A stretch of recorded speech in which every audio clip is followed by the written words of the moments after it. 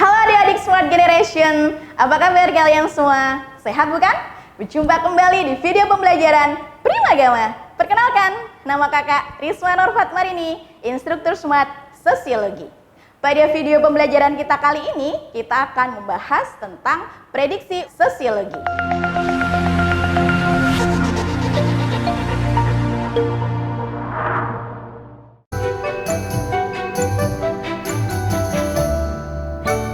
Oke adik-adik, kita mulai nomor 1 ya.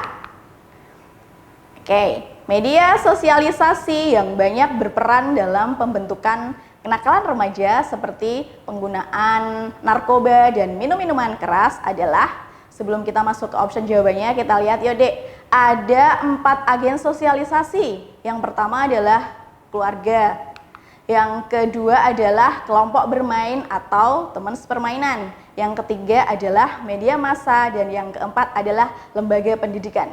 Jadi yang paling tepat, yang berpengaruh banget dalam kenakalan remaja adalah yang A, teman sepermainan. Oke adik-adik, kita lanjut nomor 2. Soal nomor 2 yaitu, ketika kesebelasan Indonesia bertanding melawan kesebelasan Thailand dalam Piala AFF, para supporter menyanyikan yel-yel untuk mendukung kesebelasan Indonesia tersebut. Berdasarkan gambaran ini, interaksi yang dilakukan oleh para supporter dilandasi oleh faktor. Yuk kita lihat, apakah A, imitasi, apakah B, identifikasi, apakah C, empati, apakah D, sugesti, ataukah E, motivasi. Kita lihat deh yang A, imitasi. Apa sih imitasi itu? Baik, imitasi adalah suatu tindakan meniru. Misalnya gaya bicara atau gerak tubuh seseorang. Yang B, identifikasi. Identifikasi adalah kecenderungan seseorang yang ingin menjadi sama persis perilakunya dengan orang lain atau idolanya. Contohnya nih, kalau sekarang misalnya banyak yang ngefans sama Tiara Idol. Nah, kecenderungan orang-orang ingin bergaya, misalnya gaya rambut seperti Tiara, dan gaya busana seperti Tiara, serta gaya bicara Tiara. Empati. Empati adalah rasa kasihan, rasa iba, seperti itu ya. Kalau sugesti adalah cara orang mempengaruhi dek. Kalau yang motivasi adalah dorongan atau semangat. Jadi jawabannya yang nomor 2 adalah yang E. Oke adik-adik, kita masuk ke nomor 3. Tentang norma ya. Masyarakat Jawa memiliki beberapa kaidah berkaitan dengan cara makan. Seperti makan harus menggunakan tangan kanan, tidak boleh makan sambil berdiri, dan makan tidak boleh mencecap atau berbunyi. Jenis norma yang berlaku dalam masyarakat Jawa tersebut adalah apakah A, custom, ataukah B, folkways, apakah C, usage, apakah D, law, ataukah E, mores. Kita lihat satu-satu bahasanya ya adik-adik. Kita lihat di custom dulu. Custom adalah adat istiadat. Adat istiadat sendiri adalah norma yang tidak tertulis, tapi sangat kuat mengikat. Contohnya upacara adat. Terus kemudian yang B, folkways. Folkways adalah kebiasaan. Kebiasaan di sini adalah cara bertindak. Misalnya membungkukkan badan sebagai tanda kita mau jalan di depan orang tua, seperti itu. Terus yang ketiga adalah yang C, usage, itu adalah cara. Cara itu merujuk kepada suatu perbuatan. Sanksinya memang ringan, tapi memang itu selalu rutin. Misalnya makan menggunakan tangan kanan. Kemudian yang D adalah law, hukum, norma yang bersifat tertulis. Apakah E, mores, tata kelakuan, larangan berjudi, larangan mencuri. Oke, jawaban yang paling tepat adalah C, usage atau cara. Oke adik-adik, kita masuk ke nomor 4. Nelayan selalu menggunakan jala dalam menangkap ikan. Petani menggunakan cangkul dalam bercocok tanam. Siswa menggunakan pensil dalam belajar. Jala, cangkul, dan pensil termasuk nilai apa adik-adik? Yuk kita lihat option jawabannya. Yang A adalah material, yang B kegunaan, yang C moral, yang D kerohanian, yang E adalah vital. Oke, menurut Profesor Dr. Notonegoro, nilai itu dibagi menjadi 3 adik-adik. Yang pertama adalah nilai material. Kalau nilai material itu berguna bagi fisik kita, contohnya makan dan minuman. Otomatis untuk yang B kegunaan, kita coret langsung ya, nggak mungkin masuk. Yang C moral juga nggak mungkin ya. Oke, kita langsung coret. Kita lanjut ke D adik-adik, kerohanian. Kalau kerohanian itu segala sesuatu yang berguna bagi kerohanian kita manusia. Terus yang E itu adalah nilai vital. Nilai vital apa sih adik-adik? Nilai vital adalah segala sesuatu yang berguna untuk mengadakan kegiatan atau aktivitas. Contohnya cangkul untuk petani. Oke, jawaban yang paling tepat adalah yang E. Oke adik-adik, kita masuk ke nomor 5. Berikut ini yang merupakan unsur-unsur pokok bagi terciptanya keteraturan sosial adalah, kita lihat optionnya ya. Yang A, pola, material, sikap, order. Apakah B, pola, keajegan, order, dan tertib sosial? Apakah yang C, keajegan, pola, pendidikan, dan tertib sosial? Yang D, order, material, tertib sosial, dan pola? Ataukah E, order, nilai, pola, dan tertib sosial? Baik, kita lihat yuk dek, unsur keteraturan sosial itu ada 4. Yang pertama adanya pola. Pola itu adalah corak hubungan sosial, misalnya seorang santri mencium tangan kiainya. Yang kedua, keajegan. Apa sih keajegan? Keajegan adalah keteraturan sosial yang rutin. Contohnya anak pergi ke sekolah. Yang C atau yang ketiga, order. Order adalah sistem nilai dan norma yang berlaku dalam masyarakat. Contohnya gotong royong. Yang keempat adalah tertib sosial. Tertib sosial adalah kehidupan masyarakat yang ada di dalamnya. Misalnya jam belajar masyarakat, seperti itu. Jadi ketika ada kata pola, keajegan, orden, dan tertib sosial, jawabannya adalah yang mana adik-adik? Ya, betul sekali. Jawabannya adalah yang B. Oke adik-adik, lanjut ke nomor 6. Fungsi sosialisasi bagi anggota masyarakat adalah, apakah A, wadah penanaman kaidah-kaidah yang sudah disepakati bersama? Ataukah B, menanamkan nilai, norma, dan peran sosial sesuai status yang dimiliki? Apakah C, membentuk nilai dan norma baru sesuai dengan perkembangan zaman? Apakah D, menjembatani perbedaan nilai antara golongan tua dan muda? Apakah E, memperkokoh solidaritas antar dua generasi yang berbeda? Oke dek, kita lihat yuk apa sih fungsi dari sosialisasi tersebut. Kita lihat, sosialisasi itu proses di mana seseorang belajar sikap dek. Ada belajar sikap nilai, norma di dalam masyarakat. Jadi yang paling tepat jawabannya adalah yang B, menanamkan nilai, norma, dan peran sosial sesuai dengan status yang dimiliki. Oke adik-adik, lanjut ke nomor 7. Perhatikan beberapa hal berikut ini. Yang pertama, memiliki dimensi waktu. Yang kedua, adanya kontak sosial. Yang ketiga, adanya komunikasi. Dan yang keempat, memiliki beberapa tujuan yang hendak dicapai. Berdasarkan beberapa hal di atas, yang menjadi syarat terjadinya interaksi sosial adalah nomor, kita lihat yuk dek, apa sih interaksi sosial itu?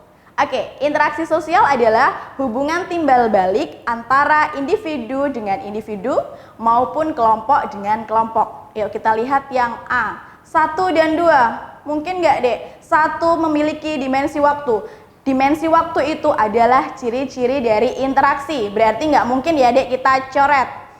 Nomor 2 dek, 1 dan 3. Satunya udah salah, berarti nggak mungkin lagi. Yang C juga udah nggak mungkin. Kemungkinan antara yang D atau yang E. Kita lihat yang D, 2 dan 3. Adanya kontak sosial dan adanya komunikasi. Bisa? Sangat bisa sekali. Jadi jawabannya adalah yang D. Adanya kontak sosial dan komunikasi. Oke, kita lanjut ke nomor 8 adik-adik.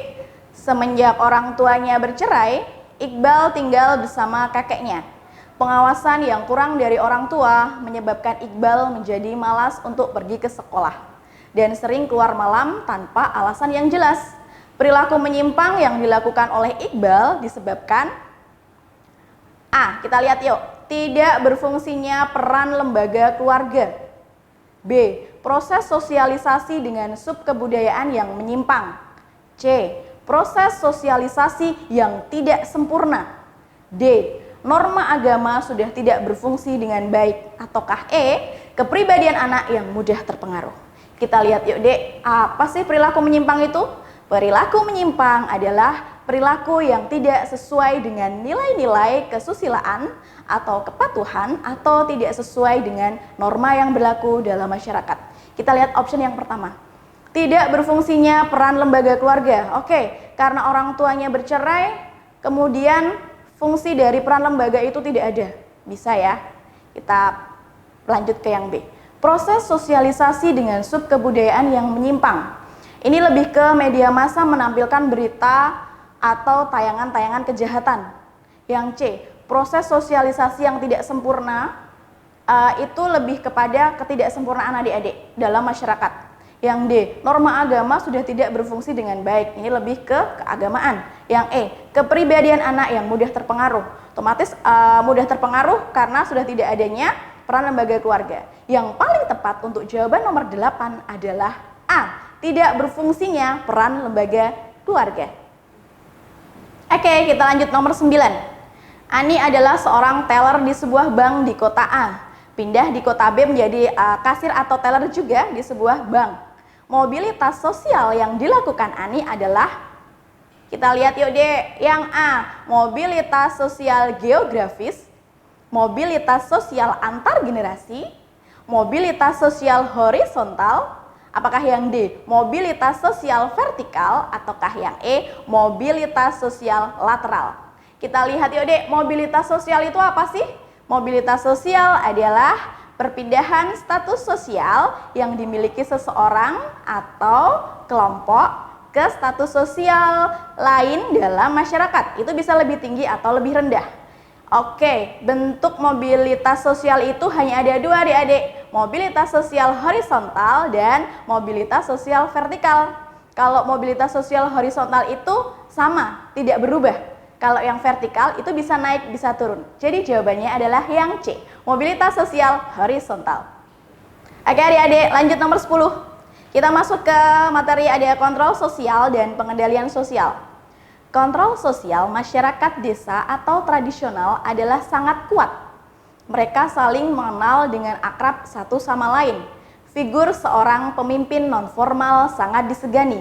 Di bawah ini yang tidak termasuk pemimpin nonformal adalah apakah A, tokoh adat, apakah B, tokoh agama, apakah C, tokoh masyarakat, ataukah D, kepala suku, ataukah E, kepala desa. Jadi yang harus digarisbawahi adalah yang tidak termasuk pemimpin nonformal. Jawabannya adalah E, kepala desa. Lanjut nomor 11. Tidak ada sistem masyarakat manapun yang tidak mengalami perubahan.